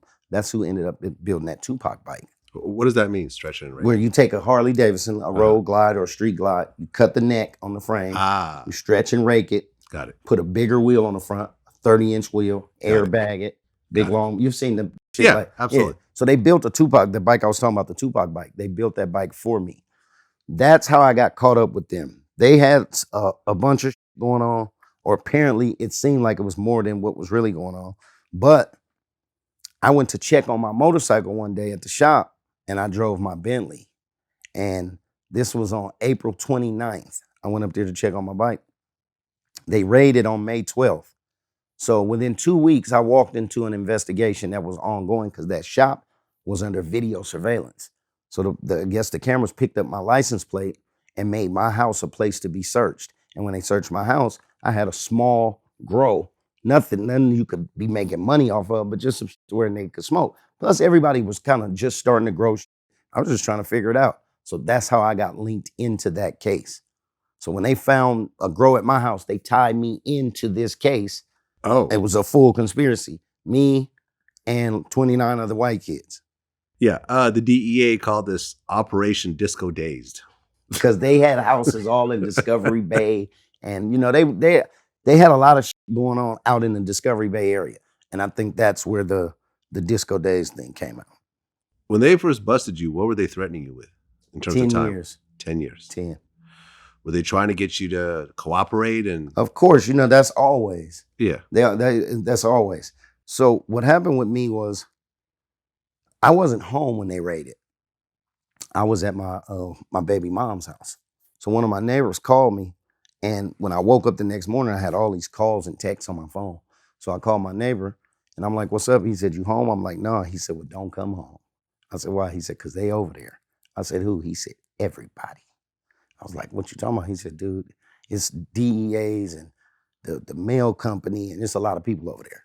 So what I did is I stayed on the lam and had my lawyer set up a self-surrender.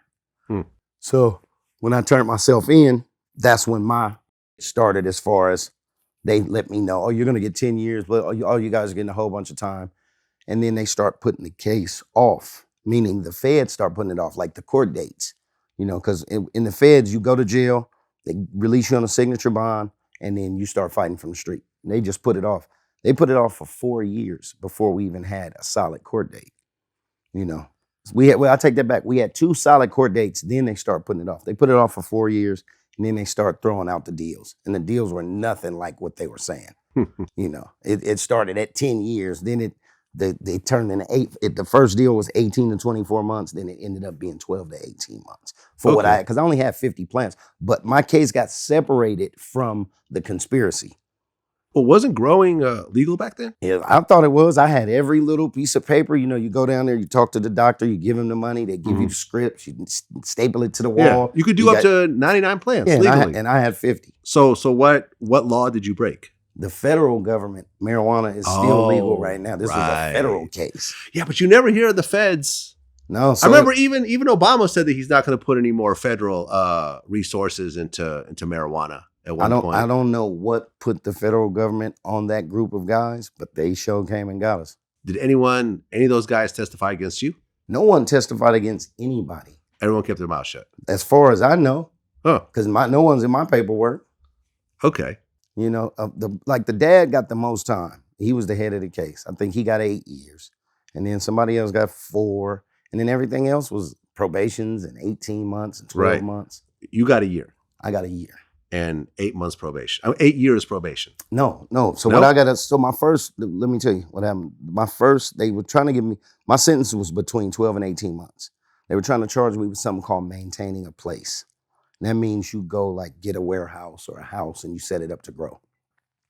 My lawyer argued that this was my main residence. And there was only like 6% of my house was to grow. So they took the maintaining a place charge off. So that took me to 12 months. So they gave me 12 months, 3 years felony probation. Okay. And I guess you couldn't smoke weed? Couldn't smoke, couldn't drink, dude. I caught a DUI. Look, I caught a DUI on pretrial. Pretrial is when you in front of getting sentenced. So you catch the case, you're on pretrial, which is probation, really. And then once you catch the case and you come on probation. So I caught a DUI on pretrial. And with the Warriors, they had won the shit. And I'm drinking with my dudes. I try to drive home. They offered me to take me home. I was like, no, I'm straight. I drove 2 blocks, got pulled over, and caught a DUI. So a term of my sentencing was no alcohol or no pot. So they straightened my life up. Huh. You know, as far as like my get high. All right. You couldn't smoke until last year? I couldn't smoke till I got off of probation. I got off probation last year. Okay. And you really didn't smoke that whole time? From 2012 to 2019, I didn't smoke no weed. 7 years. Well, and I know you smoked before this interview. So how did it feel to take that first smoke after all that time? Hey, you know what's crazy, Vlad? When I got home off the probation, I was at home and I would sneak and drink from time to time because they couldn't really, tell if you're drinking at home. But if you got caught another DUI, but I wasn't smoking. When I got off probation and they gave me the little piece of paper that states my terminated, I got in the car and I went and got some weed. And I got in the car flat and I went and got some weed. I drove straight to Oakland and Burner had put together a package for me. And he left it with my boy Bill at Cookies. And it was a box and it was all kind of shit. It was some Gary Payton. It was a London pound cake, cereal milk, just different shit. It was probably a total of maybe about 6 ounces, but a little more of each one. I think the most I had was the London pound cake because it was in a big bag. And I remember rolling up and sitting on my couch, and it was damn near like G Money. And it was like G Money and like Pookie. I mean, I was wondering, did I want to hit this shit? I was looking at it and I said, fuck it. And I took a couple pulls and I start coughing. I'm looking back. I'm like, okay. So I get to about maybe take 3 pulls, Vlad. And I'm sitting there. I'm like, okay. Because, I come from the era of it was 2 weeds. It was purple and OG. That was it. Yeah. Now this is all these different flavors and different shit. So maybe in about 20 minutes, Vlad, I'm sitting on the couch and I'm very high. I'm hella high. Like, and I'm sitting back. It's like that first high, where everything is hella funny. You laughing. And I sat there and I sat in the house, dude, for like a week straight, just smoking. Because what I didn't want to do was be such a lightweight to where when I got out and hung around my folks who smoked, the weed would just punish me like that. So I sat in the house for about 2 weeks and just smoked, got my tolerance up. And I remember going to the studio recording my first song. I was like, damn. Because I didn't think I would be able to write sober. It took a while, but it started happening for me. But yeah, that first joint, that was nice. And it wasn't so much just nice to be high. It was just nice not to be a child, you know, because when you're on probation, you got to call and ask, can you go somewhere? You can't smoke. You can't. And at my age, bro, like, what the like, you know what I mean? It's way too late in the game to be getting yourself in situations where they can tell you what you can and can't do. So it was more liberating. Like I'm grown. I can smoke this joint because I want to, and can't nobody say shit about it. But the new weed was different. Well, February of this year, you and E-40 started going back and forth. Now, you've known E-40 forever. Ever. You guys are on the Tupac song together. Right. I've known E-40 for a long time. Right. He's not the beef type. Right. He's not someone that's always. He's never dissing anybody. He's really very low key, family guy, and so forth. Right. But at one point, you know, news started surfacing that he called you a rat. Right. When did that happen? Because I'm a little fuzzy on this whole story. Okay, so 49ers were playing in the Super Bowl. Yeah. Right? So I'm sitting at the house, we drinking, partying, watching the game. And then when they lost, I took it upon myself to put a post up that was who riding. It was meant for the two guys that I had been going back and forth with the Niner shit. A cat named Benny Tarantino, who's a video director, and Jay Stalin. Because Stalin, to me, is from the town. I never knew he was a Niner fan. So I'll jab at Stalin sometime about the Niners, this, that, and the other. And the same thing with Tarantino. 40 had been doing the Niner thing real heavy. So I just tied him in it. I'm lit. They lost. So my thing was, this was always my whole gripe. Bang, bang, Niner gang. I didn't like that. I don't have a problem with the Niners. I'm a Raider fan. But I don't have a problem with the Niners. They from the same area we from. But I have a problem with the Niner gang thing. Because you know 49er fans have never been gang style. They're super polished, real corporate. What did they used to be called? The 49er faithful. Like, these are people who, you know, they'll give you a seat, you know, buy you a hot dog. Like, so I'm like, what's this gang shit? So I was just riding on that. And when I put the post up, I attached 40's name to it. And I hate to even go back through this, and I knew you were going to go here. But I attached his name. I was like, hey, Jay Stalin, Benny Tarantino, 40, yeah, the Niners lost, y'all Niners lost, blah, blah, blah, 40, give me some liquor or something, blah, blah, blah, something to that effect. He said, it's just like a like you to say some hateful bitch ass shit. Something he said. And I looked at the thing, I was like, whoa, you feel me? So I called him. You know, I called his phone. And he picked up the phone. And he kind of said the same shit on the phone that he said on the text. Then he hung up the phone. So I was like, okay, he just bullshit. Because, you know, you interpret text different. You look at it, you read it. So that led to me putting another post up of him with a Raiders jersey on. And under that post, I was like, damn, my switched up on me. And then under that post, he was like, oh, you snitch ass nigga, right? So when he said that, all the shit went out the window, because during this case I had, there was some chatter that people had implied that, well, how did he only get a year if it was all this other, like, the people do that kind of shit. And what I tell people is, present some paperwork. I've been in the game my whole life. If you tell on somebody, there's a piece of paper that shows it, and there's a guy that you told on. You feel me? No, I mean, the internet is crazy. Yeah. I remember there was a meme that was going around. There's an artist named A.R.Ab that I've interviewed a bunch of times. He got locked up afterwards. Right. And there was a meme that said the judge in A.R.Ab's case personally thanks Vlad for helping him get convicted.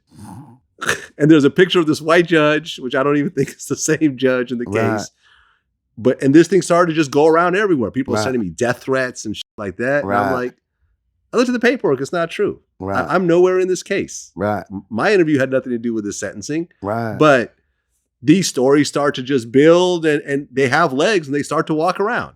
So the same thing happened to you. Yeah. So when 40 said that, I was insinuating, or I was assuming he was insinuating some street shit talking about my case. Yeah. So I flew right back at him and was like, well, check this out, bro. Because 40, you the game guy. He's, he from my era. This is my guy. Like, so I was blown away. But what 40 ended up telling me later on was that's not what he was talking about. He was talking about more so, I don't know if you saw because he did a video and put it out. Mm-hmm. Talking about I was snitching to the Niner fan base that he used to be a Raider fan at one point, right? And that was what he told me he meant by that. But my mind is on some whole other shit. You know what I mean? Mm-hmm. So I just put a post up. I was like, well, bro, you got 48 hours to produce some paperwork that, just covers the shit that you just stated. Because if not, we can't believe nothing you say. You feel me? And then the shit just, Vlad, I'm talking about that shit. And to this day, like, it's a very touchy situation around my way about that whole Rich and E-40 thing. Me and 40 hashed that shit, squashed it, is dead. Well, you guys met up right afterwards, like in a diner or something. Right. Took a picture together. Right. And we had a conversation. We talked. We posted. Ate. Yeah, we ate, talked for hours. Boom. Squashed it, deaded it. Yeah. Me and E-40 actually started talking because we've always known each other, but he's always like not done interviews. Right. And me and him kind of got on the phone after that, and we kind of had this long conversation about why he wasn't doing interviews with me. And we kind of worked out a few issues that were not even real issues. It was just like E-40 is very very careful and protected, and you know what I'm saying? He's not one of these dudes that's just he has very calculated moves, and he's done very well for himself, man. He's one of the Bay dudes that really got that bag and kept it. Exactly. And I was thrilled when I saw the two of y'all had worked it out. Right. I didn't want to see the two of y'all beefing like that. Well, you know what, Vlad, to be honest with you, the way it went, because 40 told me when we sat down, he was like, me and you ain't never jawed about sports, period. And he got a point. Me and 40 ain't never, he said, so I was tripping, like, and people were saying to me that you were saying this and that and blah, blah, blah. He said, so I because me and 40 ain't never, it's different when you got somebody and y'all bullshit about that. But I never jawed about 40 with sports. I put his name in that one because he was one of the from around here who's representing the Niners and just got their ass whooped. See, I'm a Raider fan and talk so bad about my squad. And have you ever seen Ricky Bobby? What do you mean? The movie, Ricky Bobby? Yeah. Okay, you remember when Ricky Bobby daddy told him, it ain't no second, it's first and last. That's all it is. And if there's no second place, there's no such thing. So that's always been my thing as a Raider fan. Even if you go all the way to the Super Bowl as the Niners and you lose, you came in last just like us. Period. You guys didn't come in second. Right. And you lost. And you got to understand that growing up in the Bay, right? When it comes to the Raiders, I remember as a kid, everyone called them the Oakland Traitors. Right. Because they left. Hey, it did a lot of that to us. But and let me tell you, dude, not a great team of late. Let me tell you, and this is the kind of football fan I am. And I'll be the first to admit it. I'm an honorary Raiders fan because they from Oakland. I'm from Oakland. Yeah. But dude, I don't get bent out of shape when they lose. I talk shit about them when they lose. I got people who be like, oh man, you going to the game? I said, until they show me they can win 10 or better, I'm not going to go down there and get as drunk as I get, possibly get another DUI. Because when we go to the games, we get up, Vlad. So I'm not in it like that. Some people are like super sports fans, like they be serious. I don't get none of that money when them dudes is hiking and snapping the ball. I don't mind watching games, but I'm just not, I don't really give a fuck about it like that. Well, right, because the last time the Raiders won a Super Bowl was 84. And the last time they went to one, I went down there and our kicker wound up in the crack house. You couldn't find him. And I drove my EXT on 26s to San Diego with a bunch of my partners. We thought we was going to smash San Diego. And got down there and our center, they couldn't even find him. He was in a crack house? Yeah, they found him somewhere in a dope house or a whore house somewhere. I was like, God damn. In Oakland fashion, okay, I get it, but God damn, dude, not tonight. Yeah. Well, once again, like I said, I talked to E-40. I've known him for a long time. I've interviewed him before. You and I have always had a good relationship. I was happy to report that this worked out. Right. I didn't want to keep reporting there's now there's a new diss song and now there's a response. And man, this dude gets beat up. And, this Entourage member gets jumped. And I do not want this to go through. Right. Especially with people that are, in their 50s. Like, you well, know, that's what I was just about to say. It was so much in there. Oh, look at the granddaddies. Look at these old ass niggas. And it never, see, the thing is, when you somebody like me who, I got an Instagram. I play Instagram. I'm on Instagram a lot. But I don't fully know I can't say I don't know. I don't fully function with how serious the internet moves. Like, because a part of me should have known that, okay, this could do, but I wasn't even really thinking like that, bro. I'm just thinking I'm just gonna talk some shit. Boom. It's, and then it turns into what it turns into. And then, like right now, it's over. Me and 40 cool, but it's still online. So it's people who seeing it for the first time and think it's some bullshit. You know what I mean? So it was cool to squash the shit out. Cause like I said, I've been knowing Earl my whole life, bro. Earl a good dude. Yeah. But I was offended. And a lot of people from where I'm at are still offended. A lot of people feel like that wasn't cool, And that's why I think it was our duty to squash that, to show people like it's okay to, for two men to settle shit like two men. You don't always have to end it, in putting a in line or, because you got to bring some ass to get some. And like you say, we grown ass men. So I was great with it. You know what I mean? And then me and him got to sit back and hash out, like kind of like what you said. It spawned the hashing out of you and some shit, because me and him had some shit. And yeah, when we sat down, he had his minutes to talk, and he let me know, this is the shit how I feel about some of the shit you did. Then I had my spiel. We hashed it out. Boom. Does it still bother me sometimes? No. Does it bother me that it bothers other people? Yes. And that's that power of the internet shit you're talking about, because other people may view shit a different way, and you're like, damn, dude, it was between me and him. You know what I mean? Well, this is why I always try to keep my private life private. Right. If you look at me, you know very little about my private life. Right. And that's the way I like it. I'm even behind the camera. You talk about how you wish you could just get the money without the fame. Hey, this is what I've always tried to maintain. Yeah, because it's the coolest shit. Yeah. Like, I could walk around the mall and every so often people recognize me more for my voice when I start talking. Exactly. They're like, oh, aren't you? Exactly. But when I'm walking around. Hey, I'm the same way. Yeah. And that's kind of why I've liked my career the way it is. Now, would I like it to be way more money? Hell yeah. But the fame I got, dude, I go to the grocery store, like same way. People will hear me talking, they'll be like, hey, you sound like Richie Rich. Sometimes I'll be like, I am Richie Rich. Sometimes I'll be like, people say that all the time. Like most of the time I'll do that. I done been in the store, people walk up, they be like, you Richie Rich, huh? I say, nah, why you say that?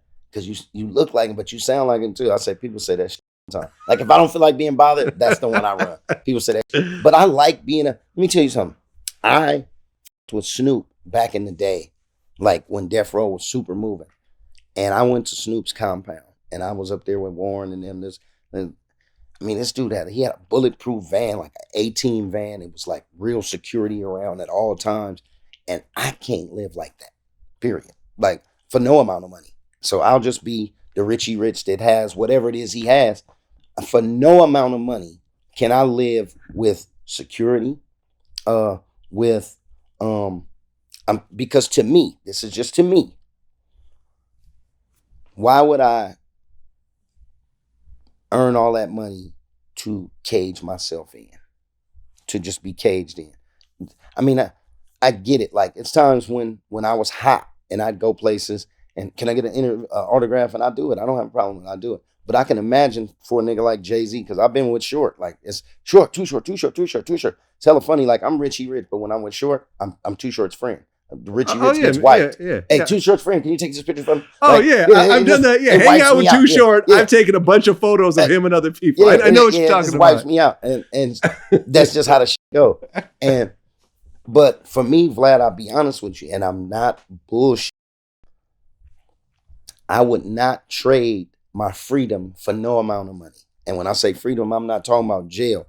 I'm talking about not being able to run down to Whole Foods, not being able to run over here to Costco, not being able to run without all of the swarm. Yo, that's so-and-so. You feel me? Mm-hmm. Now, I make music that people like. Some people know me. Some people don't.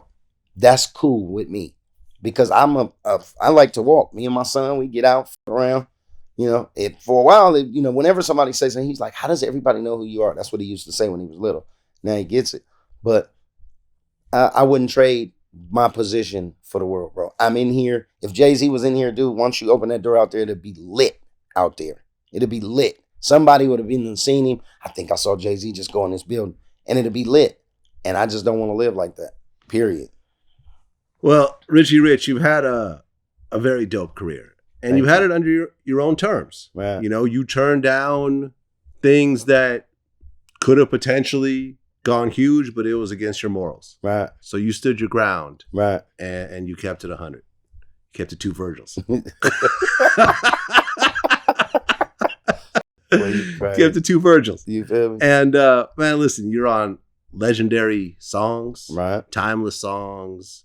Your music will continue to live on past your lifetime. Your kids could, are going to be at clubs when dad's music comes on, and everyone's singing along. Right. And man, listen, Oakland legends in the building right now. Like I said in the very beginning, man, I appreciate you sharing your story. It's all good, bro. No doubt, man. My man. Peace.